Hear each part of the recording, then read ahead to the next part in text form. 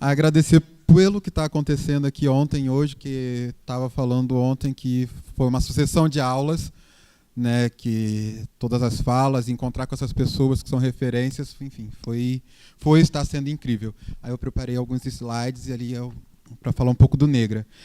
E o Negra é um núcleo de estudos Guerreiro Ramos, que eu faço parte aqui da UF, e dar esses nomes para esses núcleos é uma maneira de botar essas pessoas de volta na universidade, né? Trazer o Guerreiro Ramos para cá, trazer os núcleos, né, com o nome de Beatriz, porque se deixar pela instituição, a gente não tem eles na ementa, não tem eles em lugar nenhum, não tem eles nos corredores, enfim. E falando um pouco do Negra em si, a gente se reúne de 15 em 15 dias para estar sempre discutindo um texto previamente enviado de algum dos membros, né? E sempre, assim que eu soube do Negra, eu falei, nossa, eu quero fazer parte, porque vai ser um local que eu vou conseguir ler e pesquisar aquelas coisas que eu realmente quero ler e pesquisar. E daí eu fui dar uma olhada rápido no site da UF, no ICHIF. Aqui tem um total de 38 núcleos de pesquisa. Nenhum deles está falando sobre África, nenhum deles sobre relações raciais.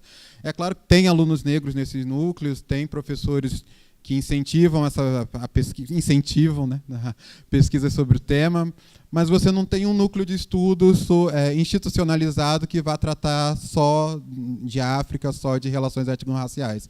Então, isso já mostra um pouco como é que a instituição lida com a pluralidade, né? O PPGA tem, se eu não me engano, 6 linhas de pesquisa, nenhuma delas é sobre relações étnico-raciais. E daí, às vezes, a gente fica pensando, tá, eu quero pesquisar tal coisa, eu quero ler sobre tal coisa, falar sobre algo que me toca, que tem a ver comigo, e você não encontra vazão, você não encontra alguém que te dê apoio, que te fale, não, isso é possível ser pesquisado, tem umas referências bibliográficas, sim, sobre isso. Então, a gente vai ficando sempre... sofre um isolamento involuntário, né, na universidade. E a gente entra aqui e, às vezes, não se reconhece no espaço. Eu tive na UF em 2009, em outra graduação, e realmente é um espaço completamente diferente, mudou muito, melhorou muito, mas eu acho que é sempre importante a gente não se descuidar, né? Não comemorar, sim, as melhorias, os avanços, mas não dormir no ponto, porque a branquitude está sempre esperando para poder tirar a gente desse lugar, deslegitimar a nossa fala. Aí pode passar, por favor. Aí, além das nossas pesquisas e de botar esse conhecimento para circular, que eu acho que é importante, porque se depender da sala de aula, o nosso saber não circula, né? E a gente não se vê como intelectual, porque no Negra foi a primeira vez que eu me senti intelectual na vida, que eu pensei, nossa, eu posso ser um pesquisador. Que eu estava na universidade, eu sou um estudante só. No Negra eu vi que eu posso ser um pesquisador e um intelectual. E dentro dessas ações, e além de a gente discutir e ter a questão do afeto, a gente também tem mais atividades. E ano passado teve a primeira jornada acadêmica interdisciplinar de relações raciais. E daí, pode ir clicando. E foi aqui no Bloco O, e foi vários estudantes do Negra, e teve pessoal do IESP também, e lá de campus, né, da UENF. E foi muito enriquecedor. Nessa época eu não fazia parte do Negra ainda, eu estava assistindo, e poder assistir isso e ver um prédio da UF cheio de gente preta, falando sobre coisas de gente preta, eu fiquei, nossa, porque a gente vai nos seminários, nas coisas aqui é Marx, enfim, e por aí vai, e sempre aquele mesmo público, né? E as mesas são sempre com as mesmas pessoas, e enfim, e inclusive lota, né? Porque, né? Eles nem precisam divulgar muito, mas lota. Agora, mas enfim, ver isso daqui foi uma das coisas que me deu o gatilho de falar, nossa, eu preciso fazer parte desse grupo. Pode passar. E daí, já nesse ano, a gente realizou um cine debate que foi muito, muito especial. Pode passar, por favor. Pode ir indo. Isso. Que foi aqui também no Bloco O, e nós discutimos um filme do Zósimo, o Alma no Olho. Discutimos o Cores e Botas e o USP 7%. E nós tivemos a presença de algumas pessoas secundaristas, algumas meninas que vieram de ensino médio, e foi muito bonito ver como que elas foram se identificando no que a gente estava mostrando, e elas chegaram bem tímidas no Cine Debate, não querendo falar, não querendo interagir, e no final do evento elas já estavam interagindo, já estavam falando sobre, compartilhando suas experiências. Enfim, a gente vem realizando essas atividades, tem projetos, e agradeço muito a Flávia, porque ela é sempre aberta às nossas propostas. A gente chega com ela e fala, a gente quer fazer um Cine Debate, e ela também tem sempre cheia de propostas para botar as coisas aqui para acontecer, porque senão fica sempre no mesmo, né? Pode passar. Daí, pode ir. Aí aqui uma coisa que eu vejo da importância do Negra, eu trouxe os dados, esses dados são da própria CNPq, tá? Enfim. E sobre a distribuição de bolsistas no país por sexo e raça, enfim, dá para ver quem é bolsista, quem consegue bolsa e quem não consegue. E tem outras coisas que você vê andando pela UF, quem consegue estar na monitoria, quem consegue estar em uma iniciação científica, quem consegue estar numa organização de evento, enfim, quem consegue circular e ter um capital informacional que é importante.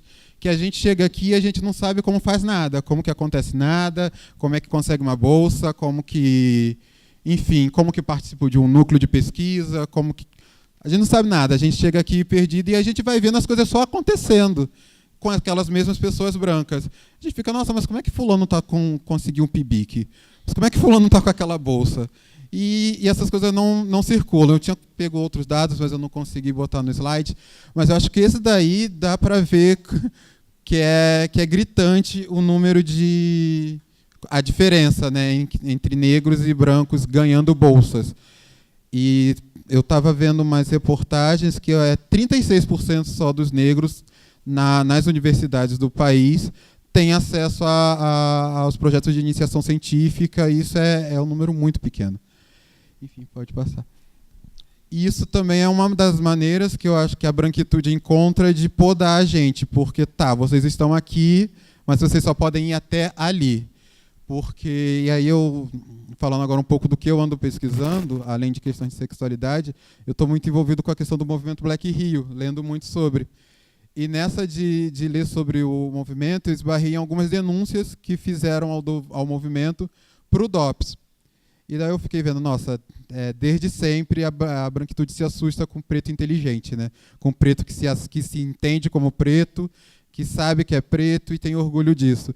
E aí eu acho que não vai dar para ler, mas esse documento eles estão falando... Eu vou tentar ler por aqui, rapidinho. Denunciaram sobre... Eles dizem assim, esta agência soube, por informe de... Enfim, eu não consigo ler aqui, mas que tenha ocorrido reuniões de pretos com inteligência acima da média. Sim. Com intenções de criar no Brasil um clima de luta racial entre brancos e pretos. Aí ele segue falando algumas outras coisas, né, sobre a possibilidade de liderança de negros americanos, encabeçando isso tudo. E aí, no final, ele faz uma lista das intenções desses negros com inteligência acima da média. E uma das coisas que notamos seriam que eles desejam sequestrar filhos de industriais brancos, criar um bairro só negro e criar uma aversão a brancos entre os negros. Eu falei, nossa, que desespero, né? Enfim, não queremos roubar crianças de ninguém, não. Bairros negros, eles que criam, né? É só ver o que aconteceu com as favelas da Lagoa, com aquela região toda ali que eles foram expulsando essas pessoas. E a versão é eles que nos impõem também. Então, a branquitude tem medo de quando a gente se instrumentaliza, de quando a gente está seguro de si, e se assusta mais ainda quando vê que a gente tem afeto um pelo outro. Como ele estava falando, né? A nuvem negra andando pela universidade, o pessoal já fica... O que está acontecendo? É arrastão? É o quê? Das coisas que a gente escuta por aí. Aí pode passar, por favor, Lara. Enfim, agora eu já vou encerrando e eu tomei a liberdade de transcrever a fala da professora Flávia Rios. na última jornada de alunos do PPGA, porque, enfim, o Negro é isso, é essa reunião de alunos pretos que querem pesquisar coisas que nos tocam, que a gente não encontra eco nas salas de aula, que a gente sabe que na sala de aula é muito mais fácil a gente encontrar uma perseguição e um desestímulo, né, do professor desestimulando a gente. E o Negro, eu não digo que é refúgio, porque a gente não foge de luta, mas é um local onde a gente consegue estar ali se amparando, tendo referências, porque muitas vezes nos falta. Depois do Negra, eu descobri uma série de autores que na sala de aula a gente não vê, na ementa não tem, com exceção das aulas da professora Flávia.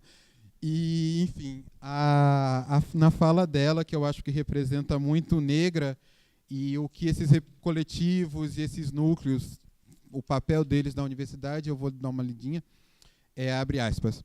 A luta pela representação, memória, é uma das nossas lutas para restituir a história negra e antirracista e do pensamento negro brasileiro. A universidade é o lugar onde eu me sinto em casa. É o lugar onde eu disputo enquanto instituição.